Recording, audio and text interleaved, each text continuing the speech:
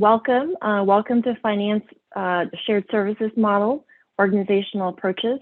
I'm Janis Parthun, and we're here with my colleagues, Ellen Klaas and Tolu Akin. And just a brief background, again, I'm Janis Parthun, VP within RGP's Project Consulting Services team. I lead a number of cross-functional initiatives within finance, accounting, and risk and compliance. And then also a bit of background with RGP. RGP is a global consulting company that serves over 2,400 clients, which includes 3/4 of the Fortune 500.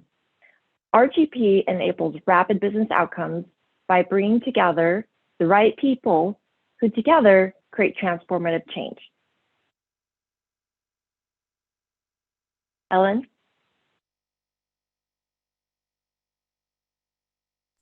Good morning, everyone. My name is Ellen Klaas. I've been in finance and accounting for over 35 years and with RGP for a number of years. I'm in the finance transformation practice, and I have a long history of employment, both as things like chief audit executive, chief financial officer, and have been responsible for numerous finance transformation projects, including finance systems updates as well. Thank you.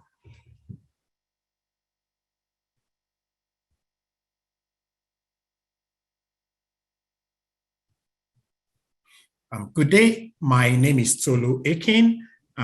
In the finance transformation practice with RGP, leading digital finance transformation and other finance transformation initiatives. My earlier career comes in public accounting as a CPA, but over the last 20 years, I've been in industry in various roles, leading implementation of shared services, controllership roles, standing up shared services centers in Asia Pacific, Europe, and Latin America.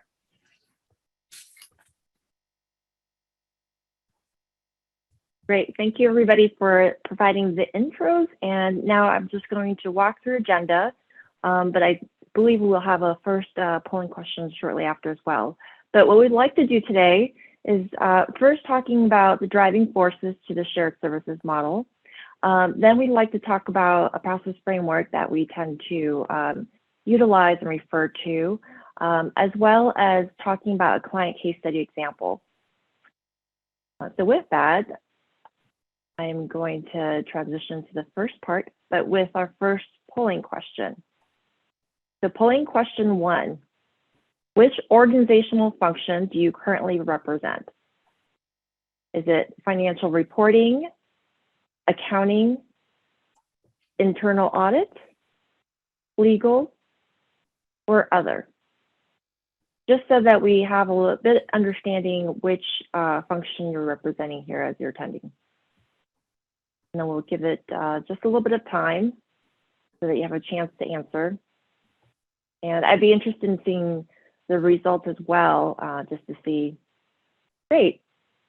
So we have majority of representation from accounting, over 50%. We have a large percentage of other, but I'm curious on that as well. But then we have also from financial reporting and internal audit. So great, well, welcome.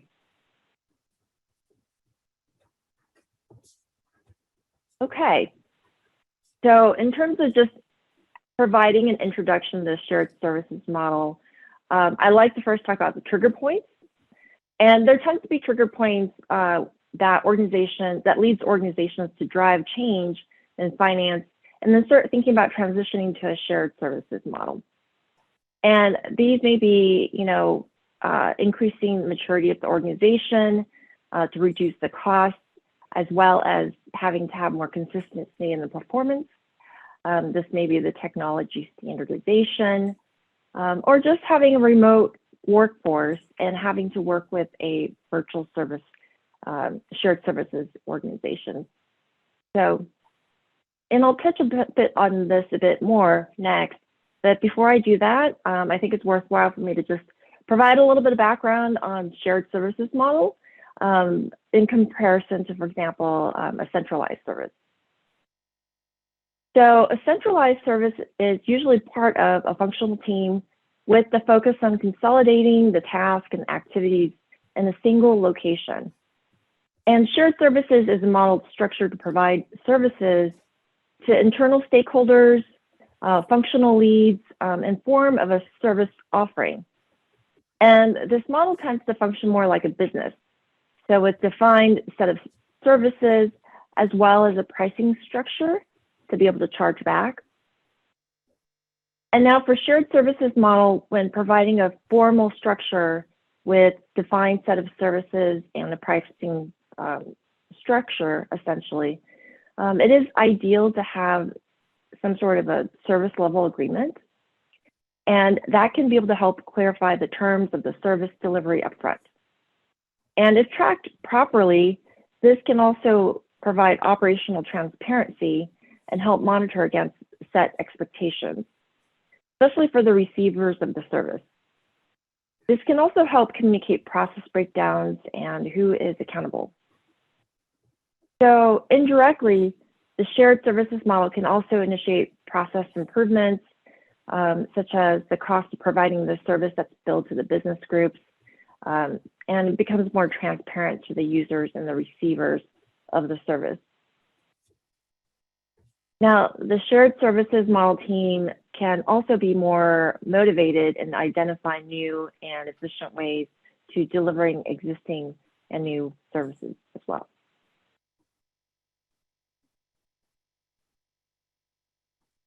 As I mentioned earlier, the trigger transform may occur because the company is growing and maturing, and it'll go through a transformation process from establishing the foundations of the reporting and governance, such as when you're starting up, to creating value through risk management, optimization, and deeper insights.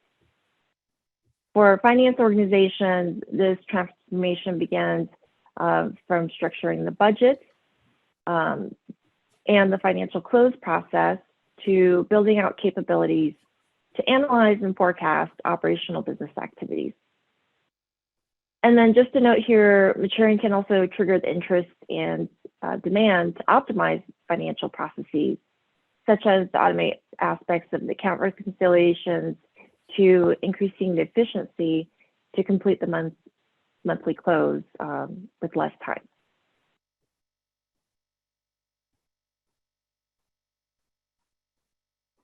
Now, as these trigger points, there are elements that are really interrelated.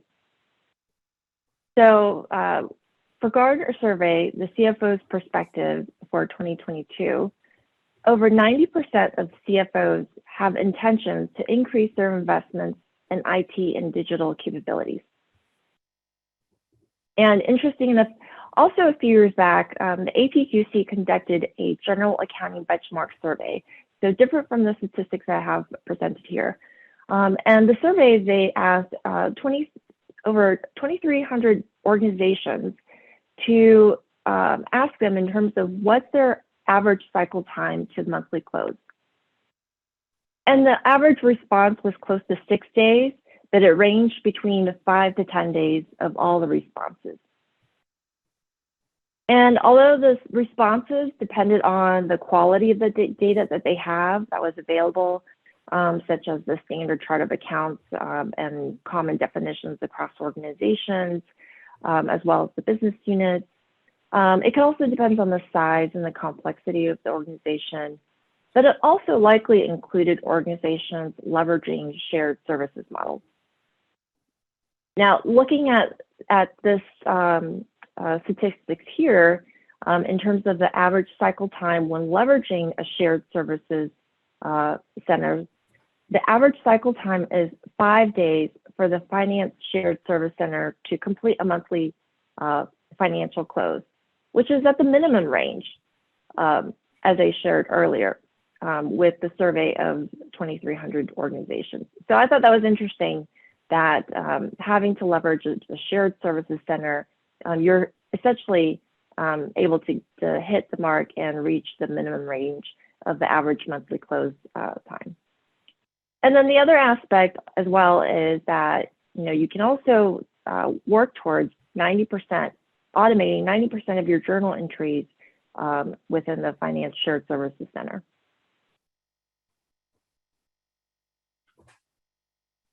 Okay.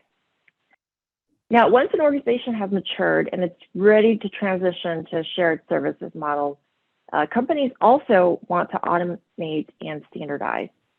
And this may include evaluating from the perspective of a full process cycle, identifying opportunities for improvement. And what I wanted to illustrate here is a great example from APQC, actually, where it's illustrating that there are opportunities for improvement. And for this particular example, it's the order to cash process cycle. So you can see here illustrating the activities from the pre-transaction from the left and to the post-transaction to the right. And the extent of the challenges in each of the stages, as well as the areas you can focus on to address the challenges as you're looking further down. So for example, with billings and collections, it requires low-level effort to address the challenge and automate relative to the other processes in the order to cash. And then organizations often automate in this area because there are fewer complexities around these transactions, but they also want to provide a greater variety of payment options to make on-time collections more frequently. And then optimizing invoicing and billing can also be able to help you prevent the challenges further down the line in the process cycle, especially when it comes to the cash application. And the reconciliation tools are also another helpful feature in automation efforts. These tools can be able to help facilitate communicating processes and activities with the receivers of the shared services. And then automated reconciliation can also quickly handle simple and routine transactions.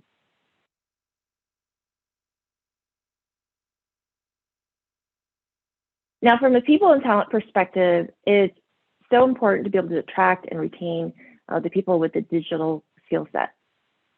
In our current workforce, millennials and Gen Z employees tend to gravitate towards firms embracing technology for two reasons. They're really comfortable or accustomed to technology. And research shows that they're motivated by having to have interesting work in which they can see contributions using technology. And to be able to provide insight in driving the organization improvements are motivating to them.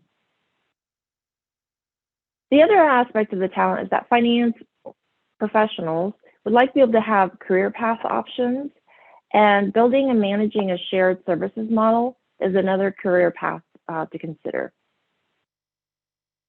So when you're embarking on the finance transformation from a people perspective, you'll likely also be engaging with other stakeholders outside of accounting.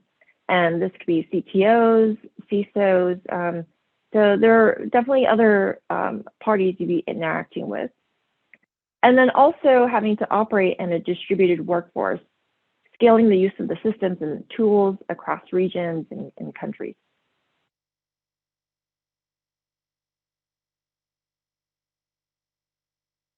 Now, I wanted to be able to share an example with you in terms of the shared services workflow. And so, interesting enough, according to Gartner resource, 3/4 of shared services leaders expect to be able to offer more flexible work from home options post-crisis, be able to accommodate for overburdened staff. And one way to be able to accommodate and minimize the overburden is be able to create that visibility into that team capacity.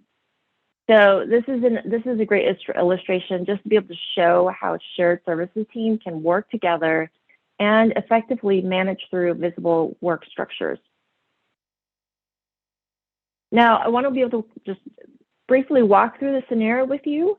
And so this is an illustration where teams can be able to develop a way to provide transparency in the work streams and better manage capacity. And then in this instance, you have two team members, and one is reaching a bottleneck that can potentially delay the day 2 close, while the other team member has capacity. Creating this visibility can be able to help manage the bottleneck and better allocate the tasks. And now this is a very common scenario in organizations with multiple regions working together towards completing the financial close. And I am actually going to turn this over to Ellen really quick. She has a great scenario to share as well.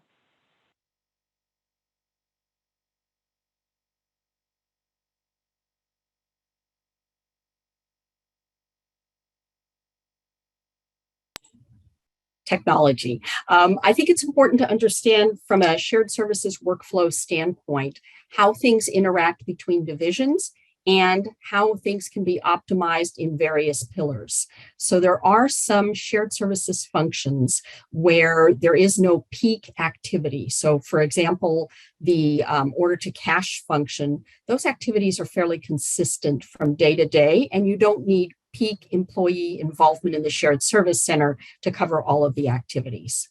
On the other hand, there are some functions specifically in the record to report area where the shared service center might need to have peak activity staffing. So if you have a financial close that, for instance, is 5 days long, there may be days in those activities where you need a higher volume of people in order to complete things in a more timely manner. So for example, if you're doing payroll entries or journal entries, based on your close activity cycle, it's really important to consider, do you need to have those peak activity items? Are there ways that you can rearrange the volume of activities in the shared service center so you don't have to staff to those crisis staffing levels for just a couple of days, and ways to smooth out those items? And that comes under process improvement, finance transformation, and additional technologies to support leveling out the activities, even during the close. Janis, if you're okay, there was one question in the question and answer session that I also wanted to answer, and that was from Sachin, who asked about if the 5-day close is what we see on a monthly basis, what do we see on a quarterly basis using the shared service workflow? And that is actually between 5 and 7 days. So there's not a huge incremental change under shared service centers between a regular month-end close and a quarter-end close. And the only differentiating factor in there is that some companies do a soft close for the first 2 months of the quarter, and other companies have a hard close each month. And that might make some difference in the length of time involved in the quarterly financial close, especially if they're only doing a soft close during the first 2 months of that activity. Great question. Thanks for asking. Great. And thank you, Ellen, for providing that, just having to provide that additional insight with the peak season or the peak time. So appreciate that.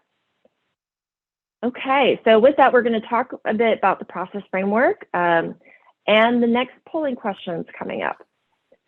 So as we push that out, does your organization currently have a shared services function, or is your organization exploring this option? So curious to hear a little bit more. So your options are yes, a shared services model is in place for a specific function currently.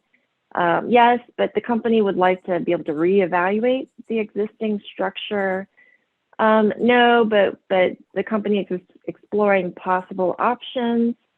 No, but you're just interested in learning. So, and then of course, not applicable in the last one. Okay, great. So we have about 50%. Currently, you have a shared services model in place.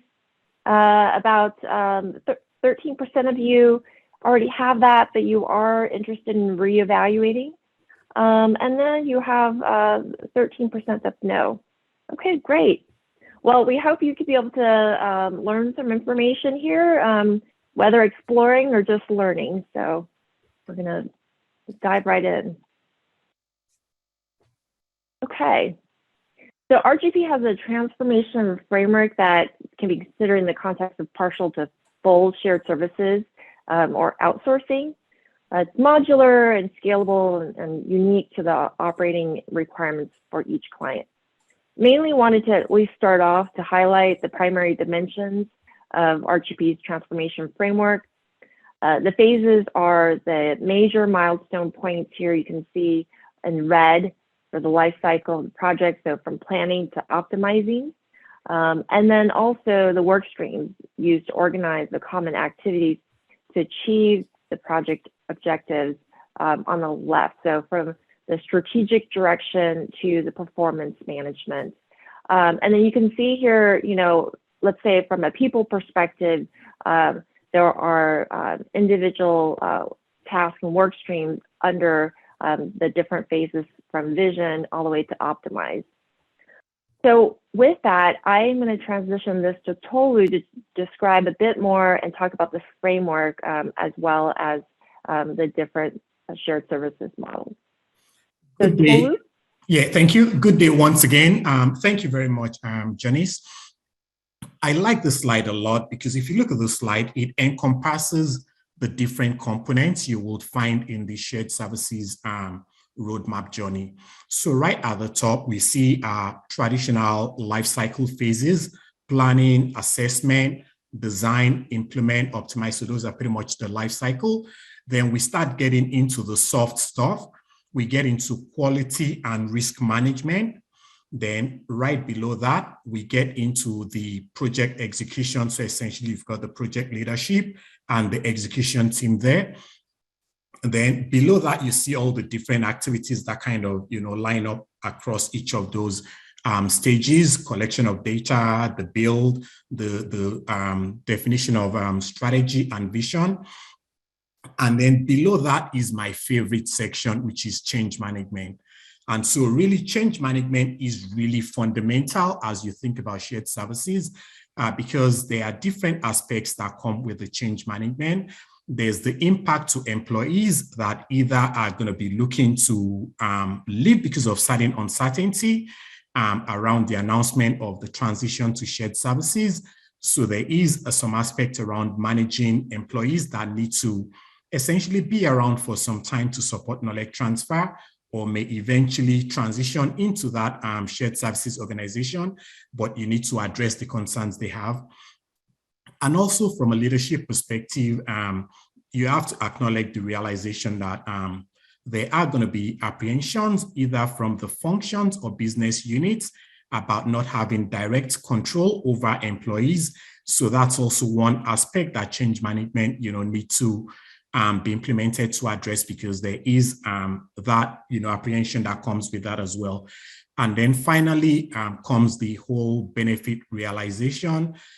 Shared services is initiated based on a business case, and really the benefit realization management component ensures that those benefits you set out to realize are on track and you're actively working towards them.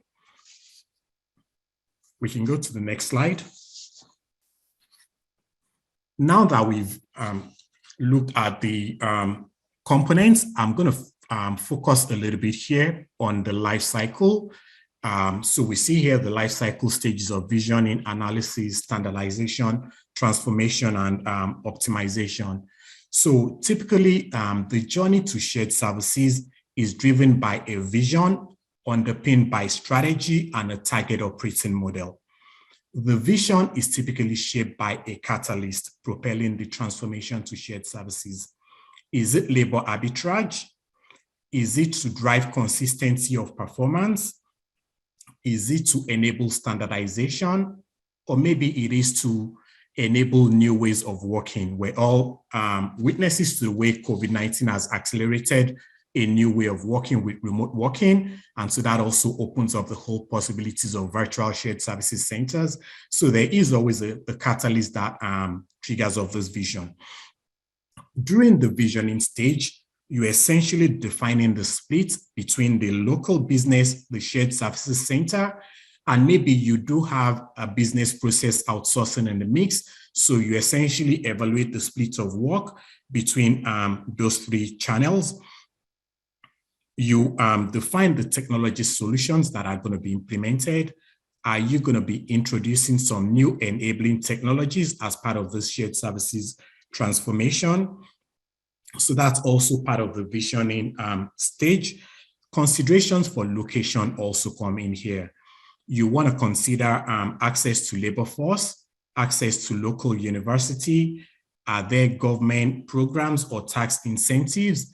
Are there also other labor and regulatory considerations that need to be taken into account? Then there's also time zone considerations for the different constituents that you're going to serve. Language also becomes a factor. If this is a global shared services center that needs to cater to different language requirements. You also define the financial and non-financial benefits during this visioning stage. And finally, you make a go, no-go decision. And really, it could well be that shared services might not be the right solution in this case. And so there are instances where the decision to proceed is not to proceed with shared services. Next, we get into the analysis stage. So for the analysis stage, So for the analysis stage, we're building a picture of what the future process would look like. Who will do what? Where will they work? How will they work? Detailed technology design, define SLAs, and also define your communication plan. Next is the standardization phase, where you're achieving the close integration with the different components between the process design, the technology, tools, and day-to-day shared services. You're building your data mapping, you're creating user guides, you're creating training materials and detailed job description. Next, you then get into the transformation stage, which really is the execution stage. This is where you actually begin to draw your work instructions, implement your transition to go live, and go through all the activities that need to happen in order for you to go live. Finally, once you've gone live, obviously there will be a stabilization period. So there will be some time that is spent in steady state. The goal is, if you've done all the right set of activities in the visioning, analysis, standardization, and transformation phase, your window of stabilization should be very, very short. And then you can begin to look at the next stage of optimizing. How do you not only realize the benefits you set out to achieve initially, but expand on those benefits? We can go to the next slide.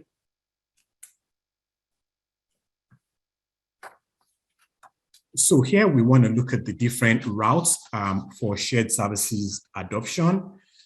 So the traditional route obviously is you plan and you do an assessment, then you select an implementation model.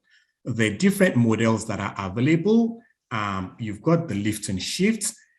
Lift and shift at times appears to be quite attractive because it's quick and easy, but then the challenge and the risk here is you carry across some baggages. If you do a lift and shift without taking a good look at your processes, fixing the processes before you shift, you lose the opportunity to, one, fix root causes at cost, because you do have instances where there might be deficiencies in the whole structure because of inaccurate master data. You take all those bad practices and bad data set into the new process. There are also instances where you've got the opportunity to take a look at your journal entries. Do you have, like Janis mentioned earlier on, you want to get to a state where your level of automated journal entries are north of 90%. So you take a hard look at your non-material journal entries. There are journal entries which you may also find are being done on a monthly basis, and really in terms of materiality need to be shifted to quarterly journal entries. So that's that opportunity you lose if you go into the lift and shift without actually redesigning the process. You also lose the opportunity to have an expert look at your current processes. Next is the lift, shift, then optimize. So essentially, it comes with all the baggages of the lift and shift. The only difference here is there is a concerted effort and an intentional objective to optimize right after the shift. So this comes with the baggages of the lift and shift, like I said, but then there is a clear intention to optimize right after the shift. But again, the risk here is the different, burning platforms that may come on that may derail the initial plans to optimize. It may be a new acquisition. It could be other catalysts that just comes on that essentially just defers the optimization. The ideal model essentially is optimize, lift, and shift. This drives you to the best benefit realization in a shared services model. And obviously, it comes with a much more rigor around execution, but this is where you want to be as you think about your shared services journey. We can go to the next slide.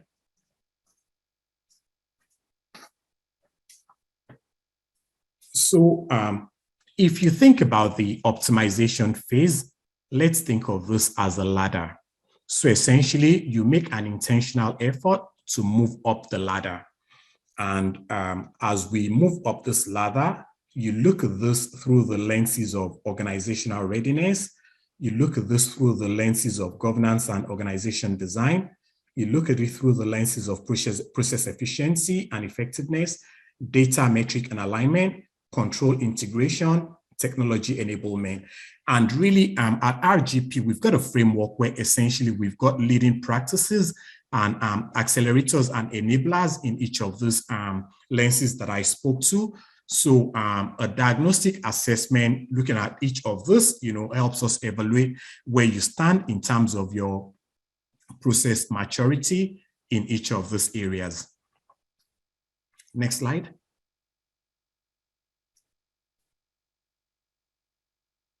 I think it's time for the polling questions. So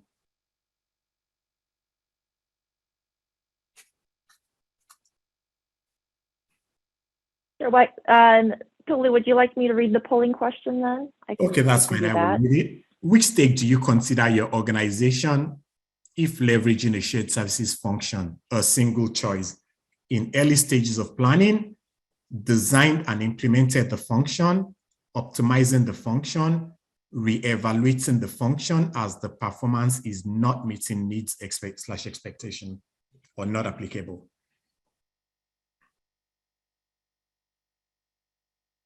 Okay, that was a quick response there. It looks like not applicable seems to be the winning selection there.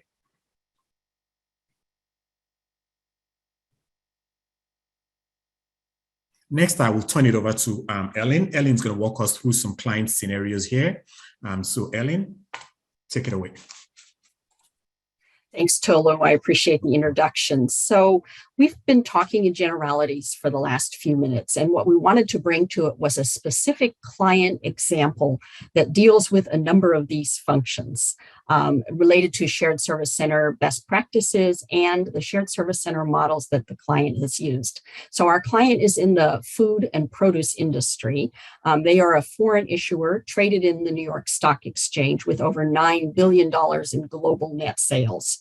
They have consumer products rolled up in 4 active reporting units and a significant global presence and brand recognition. In the finance function, they are organized and led regionally, and this turns out to be very important for the shared service center migration, the original finance function structure. In the finance function, there was increased pressure for cost reduction, and we see that a lot in shared service center migrations or discussions around those, for the same delivery of services while being able to avail themselves of labor arbitrage, as well as process efficiencies and improvements, and advanced utilization of some of the technologies that are now available. Their current state was limited technology capabilities with the available existing systems that they had, and experienced internal staff resources. So we're going to talk about that a little bit on the next slide. Great. So when we look at things in terms of people, process, and technology for shared service center, for this particular client, they had some very long tenured finance team members. We're talking 15, 20 years in their various functions, whether that's accounts payable or accounts receivable. As a result of that, even though they had a modern ERP system, the finance staff had been very used to doing things in the same way that they'd always done this. And this is something that we often see in finance transformation. They were resistant to change. They really weren't interested in new processes or technology because it had worked for them in the past, and very dependent on Excel spreadsheets to complete routine tasks. As I'm sure you're looking at this, you realize immediately those are some of the things that make for an optimal shared service center migration, because those are some of the things that can be overcome as you move to a shared service center, depending upon the model that's selected. Each region's functions and invest in their own technology and resources independently. So that meant there might be the same ERP both in the United States and North America and in Asia, in the various Asian entities.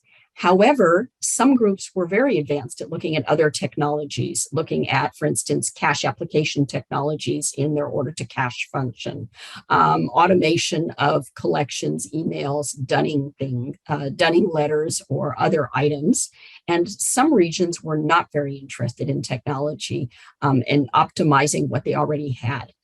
They lacked centralized or streamlined processes across various customers and similar activities. So in this particular client case, they had a number of large commercial customers that purchased their product, and every customer had a different process in terms of collections or cash applications. So to the extent that you might have 2,500 customers, literally that meant you might have hundreds of different processes, all for collections, all geared towards the specific customer. And finally, from a technology standpoint, we've already talked about the fact that their technology solutions remained fairly stagnant and included a lot of outdated functions and features.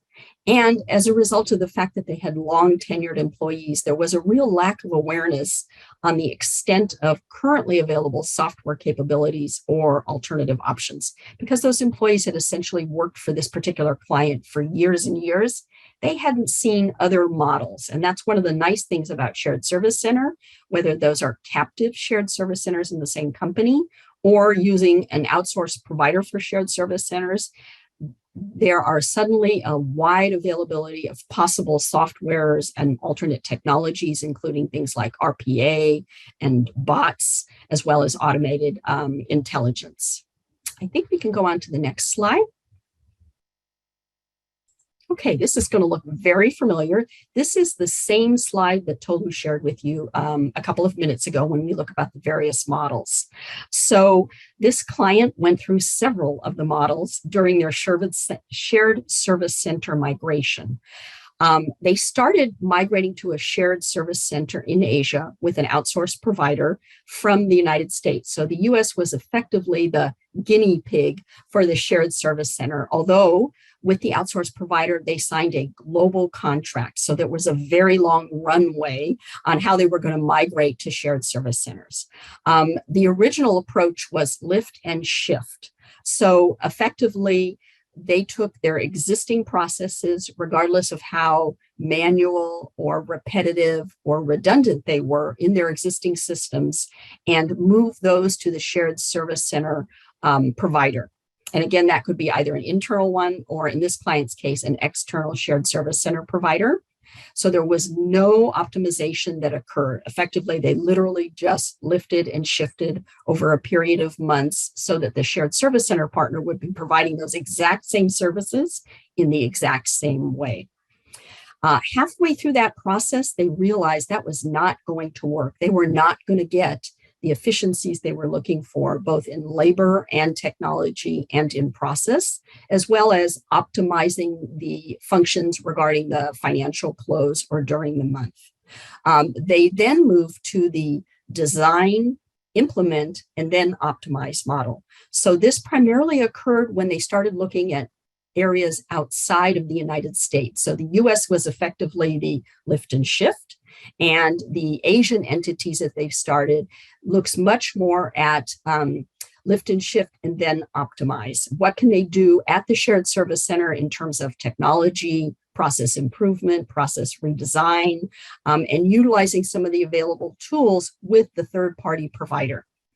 And the final approach that they've landed on is that they are going to optimize first and then lift and shift. So they're going to optimize their existing processes with their existing staff and the third party shared service center provider. So they're going to get input from outside sources, actually including RGP, and then they are going to lift and shift those optimized processes. And that is literally underway right now for the third phase of this project, which involves the Asian entities moving into a shared service center model. One thing I want to note, while not applicable for this particular client, is that not all shared service centers have to migrate offshore from whatever the company's home country or region is. So it's entirely possible to have shared service centers that utilize your existing staff, but maybe they utilize them in only one place. And we see this a lot in companies that are very acquisitive or do divestitures where they've ended up with 3 pockets of accounts payable across the United States or North America and 2 pockets of the record to report function. I was very interested in the fact that 12% of the people on this webinar have indicated they're in the financial planning function. And that is definitely where shared service centers are moving. They're taking those basic functions of accounts receivable, accounts payable, and they're migrating to much more sophisticated functions, including financial planning and analysis, reporting, including public entity reporting. So that was very interesting to me that there was a real appetite for moving higher level functions to shared service center models, whether they are captive or overseas. And I think if we can go to the next slide. So I think this client highlights, first of all, the fact that they had a long runway to make this, covering different regions at different times. So starting with the US and then moving overseas and then moving to the Asian regions, that allowed them to adjust their use of a shared service center model. The original model was lift and shift. And we did find quite a few errors that occurred. They had not engaged an outside party, for example. The client executive sponsor was unable to oversee the shared service center outsource provider because they just didn't have the bandwidth. And they were doing the lift and shift as part of the client's existing job. There was no staff augmentation. There was no focused representatives from the client. There wasn't a project manager that represented the client's interest and views. It was effectively all run by the shared service center provider. And that resulted in the client not feeling like they were being heard in this. There was a lack of knowledge sharing between the shared service center outsourcer and the client. So the contract was written such that the shared service center provider would take the client's existing processes. And because those weren't optimized, that ended up resulting for the shared service center provider in not having the labor arbitrage that they had expected with standard processes. And as a result, that caused a lot of friction between the client and the provider.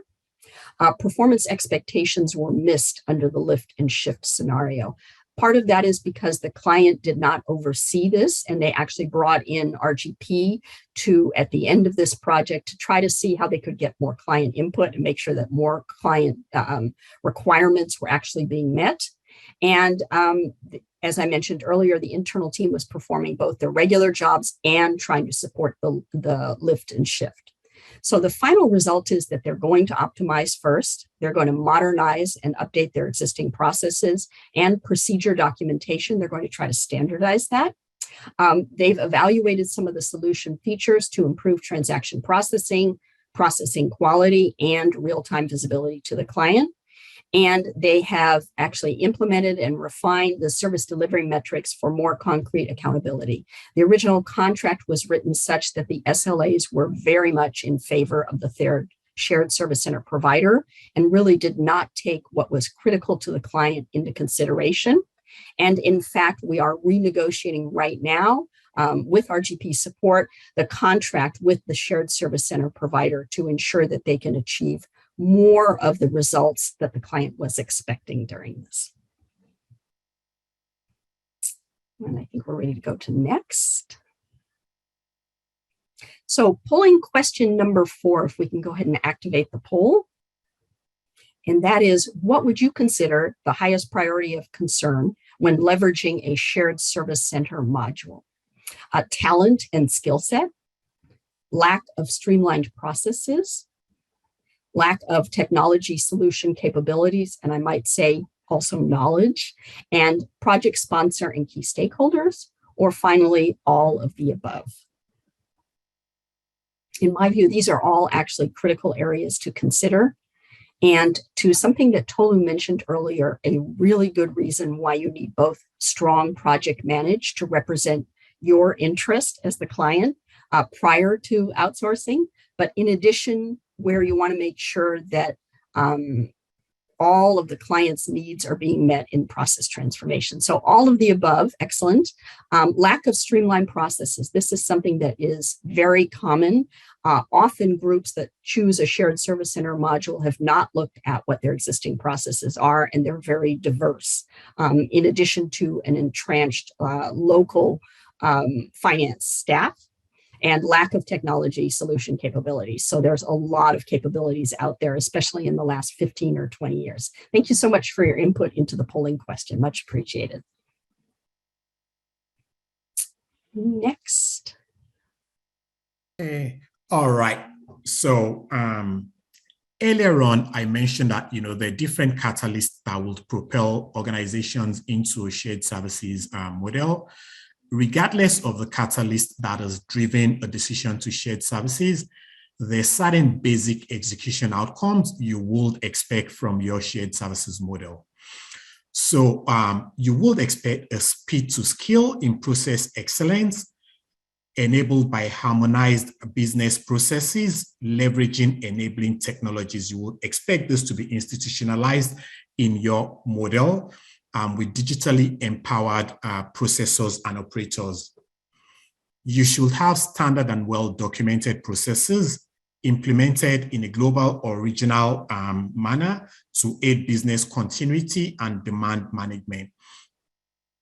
Other factors that should strengthen your model is a cross-regional knowledge exchange program, domain area subject matter expertise, which is now you're having that concentration. So you are able to have expertise in different domain areas and SMEs. You're also able to enable ideation hubs, because by having a core group of people doing the same function repeatedly, being able to learn from each other, they come up with gaps in the processes or actually opportunities for continuous improvement that then feeds into an ideation hub that gets prioritized and creates a framework for your continuous improvement. You could also have a cross-regional peer review program if you've got a global center with regional footprints. As an example, in one of the shared services centers that I stood up in the past, we had a peer review program where essentially we had a region which seemed to excel in the quality of their account reconciliations. They were excelling in a lot of areas. We had another region which essentially had, more of what you would call roll forward account reconciliation. So we instituted a peer review model where essentially reconciliations that were approved in one region were peer reviewed by selected people in other regions. So it created an internal model to improve the quality across the board by having this peer review process. And then finally, as you enable the standardized global processes, you entrench controls into these processes with a control traceability to control risk matrices. So that way standardized controls get embedded into your day-to-day processes. So essentially your first line of defense for controls are already embedded in your business processes, and you're catching a lot of control risk and documenting control mitigations in your process documentation. So that's all from my end on this slide. I think we can move to the next slide.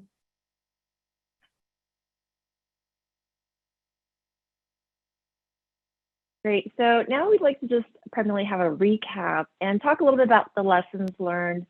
Ellen and Tolu illustrate how we were able to just help transform a client's finance organization and their shared services model as the client encountered execution challenges.